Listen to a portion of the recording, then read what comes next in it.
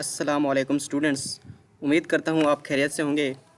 कल हम अपना फर्स्ट चैप्टर का इंट्रोडक्शन लिया था केमिस्ट्री के और हमने तकरीबन 2-3 डेफिनेशंस भी स्टडी कर ली थी। आज हम उसी प्रोसेस को कंटिन्यू करते हैं और अपना लेक्चर नेक्स्ट मूव करते हैं। फंडामेंटल्स ऑफ केमिस्ट्री, ये डिफरेंट ब्रांचेस थी, इनमें से 2-3 हमने पढ़ ली थी, स्टडी कर ली थी। आज फर्दर हम स्टडी करेंगे। सबसे पहले है बायोकेमिस्ट्री। बायोकेमिस्ट्री में दो is a combination of two words, इसमें दो लफ्ज़ हैं। एक नंबर 1 पे है बायो एंड नंबर 2 पे है केमिस्ट्री। बायो का मतलब है लिविंग थिंग्स या लिविंग ऑर्गेनिजम्स एंड केमिस्ट्री का मतलब है केमिकल रिएक्शंस या उनके कंपोजिशन या स्ट्रक्चर।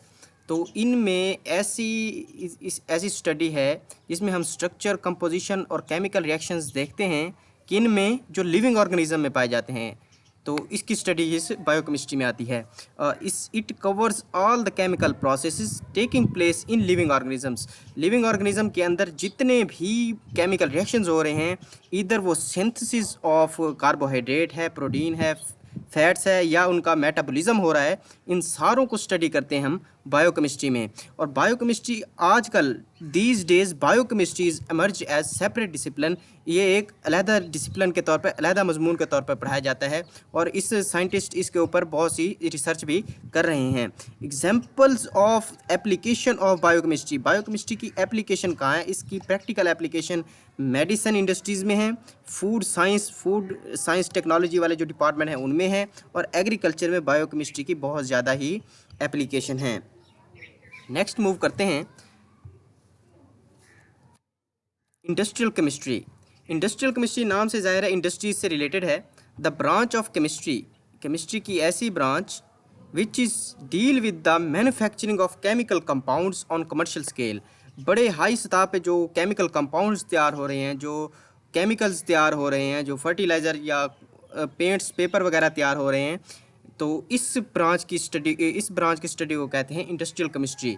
इसका मेन जो डीलिंग्स है with the manufacturing of basic chemicals, जो हम लैब्स वगैरह में बेसिक केमिकल्स इस्तेमाल करते हैं उनकी मैन्युफैक्चरिंग, जैसे oxygen, chlorine, ammonia, caustic soda, nitric acid, HNO3, sulphuric acid, H2SO4, इन सारों की मैन्युफैक्चरिंग के साथ इंडस्ट्रियल केमिस्ट्री कंसर्न्ड है। Next, these chemicals provide raw material for many other industries. अब ये जो केमिकल्स हैं, जैसे सल्फ्यूरिक एसिड है, नाइट्रिक एसिड है, कास्टिक सोडा है, ये क्या करते हैं? ये रॉ मटेरियल के तौर पे इस्तेमाल होते हैं और इनसे मज़ीद फर्टिलाइज़र, खादें तैयार होती हैं, सोप वगैरह तैयार होते हैं। उसके बाद टेक्सटाइल इंडस्ट्री में एग्रीकल्चर के जो प्रोडक्ट्स हैं वो, यानी स्प्रे वगैरह, पेंट्स एंड पेपर तैयार होते हैं मज़ीद। नेक्स्ट अगर हम मूव करें तो हमारे पास आता है न्यूक्लियर केमिस्ट्री। न्यूक्लियर केमिस्ट्री ये एक न्यूक्लियर ब्रांच है केमिस्ट्री की that deal with the radio activity. Radio active जो शुआएँ निकलती हैं या जो न्यूक्लियर एटम बॉम्ब हैं उनके जो प्रॉपर्टीज़ हैं, उसकी खसूसियात हैं, उनके साथ ये डील करती है। इस एटॉमिक एनर्जी जो जिससे एटम बॉम्ब तैयार होते हैं, इसका मेन कंसर्न उसके साथ है, एटॉमिक एनर्जी के साथ। It uses in daily life. It in also include the study of chemical effect resulting from the absorption of radiation। अब जो रेडिएशन जो इमिट हो रही हैं या जो रेडिएशन अब्जॉर्ब हो रही हैं, उसकी वजह से ह्यूमन लाइफ पर कौन कौन से इफ़ेक्ट्स आ रहे हैं, उसकी स्टडी भी न्यूक्लियर केमिस्ट्री में होती है। और इसकी एप्लीकेशन अगर हम देखें, रेडियोथेरेपी में इस्तेमाल होती है, कैंसर के ट्रीटमेंट में इस्तेमाल होती है, जो शुआएँ लगा के कैंसर के सेल्स को डेड कर दिया जाता है। प्रिजर्वेशन ऑफ फूड, शुआओं के ज़रिए या एटॉमिक एनर्जी के ज़रिए फूड को भी प्रिजर्व किया जाता है। And generation of electrical power through nuclear reactor. अब न्यूक्लियर रिएक्टर में यूरेनियम जो होता है उसको ब्लास्ट करते हैं, जो एनर्जी प्रोड्यूस करता है, और उस एनर्जी को इलेक्ट्रिकल एनर्जी में कन्वर्ट कर लिया जाता है। तो इसकी वास्ट एप्लीकेशन भी है। सबसे जो वास्ट एप्लीकेशन है वो इसकी न्यूक्लियर रिएक्टर्स में है।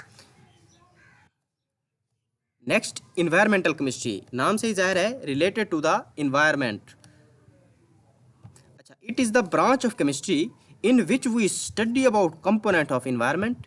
इन्वायरमेंट के कंपोनेंट्स पढ़ते हैं, बायोटिक और एबायोटिक, लिविंग भी और नॉन लिविंग भी, and the effect of human activities on the environment, और जो ह्यूमन अपने डेली लाइफ में जो एक्टिविटीज़ कर रहे हैं उसका इकोसिस्टम या इन्वायरमेंट के बायोटिक और एबायोटिक कंपोनेंट पे क्या असर पड़ रहा है, इसकी हम स्टडी करते हैं।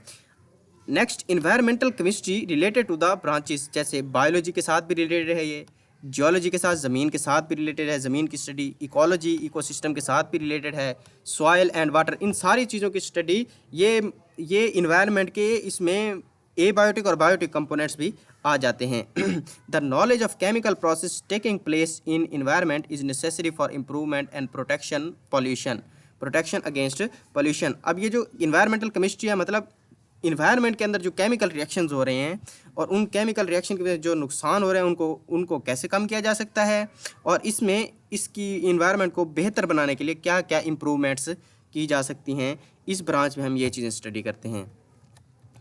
नेक्स्ट मूव करते हैं हम एनालिटिकल केमिस्ट्री। अब एनालिटिकल केमिस्ट्री को अगर हम देखें, ये केमिस्ट्री की वो ब्रांच है जो सेपरेशन और एनालिसिस ऑफ ए सैंपल पे इससे डील करती है, ताकि उसके जो कंपोनेंट्स हैं, किसी भी सैंपल के जो कंपोनेंट्स हैं उनको हम एनालाइज कर सकते हैं, एक एक करके हम उनका मुवाजना कर सकते हैं कि कौन सी चीज़ ज़्यादा बेहतर है, कौन सी चीज़ कम बेहतर है। The separation is carried out prior to qualitative and quantitative analysis. अब ये जो एनालिटिकल केमिस्ट्री है, इसमें जो हम एनालिसिस करते हैं, यानी सैंपल में से कंपोनेंट्स अलग करते हैं, वो इस एक बुनियाद पे करते हैं, वो क्वालिटेटिव और क्वांटिटेटिव एनालिसिस की बुनियाद पे करते हैं, यानी किस चीज़ की क्वालिटी बेहतरीन है, किस चीज़ की क्वांटिटी ज़्यादा है, इस बुनियाद पे हम उसको सेपरेट कर सकते हैं।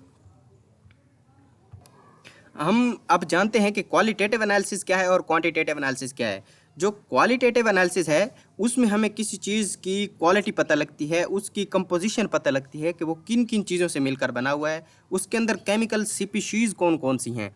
जबकि क्वांटिटी मतलब उसकी हम ईच कंपोनेंट की ना, सैंपल में जितने भी कंपोनेंट हैं उसकी क्वांटिटी को मेजर करते हैं। Hence in this branch different techniques and instrument used for analysis. अब देखें, जब हम किसी भी सैंपल में से कोई कंपोनेंट निकालेंगे तो उसको हमने उसका एनालिसिस करना है, तो उसके लिए जाहिर सी बात है हमारे पास कोई इंस्ट्रूमेंट्स होने चाहिए, हमारे पास कोई ऐसी टेक्निक्स होनी चाहिए जिससे हम उनकी क्वालिटेटिव या क्वांटिटेटिव एनालिसिस कर सकें। अब इस ब्रांच का स्कोप है ये food, water and environmental and clinical analysis, ये इसका स्कोप है इस ब्रांच का। आज के लिए इतना ही काफ़ी था। Thank you.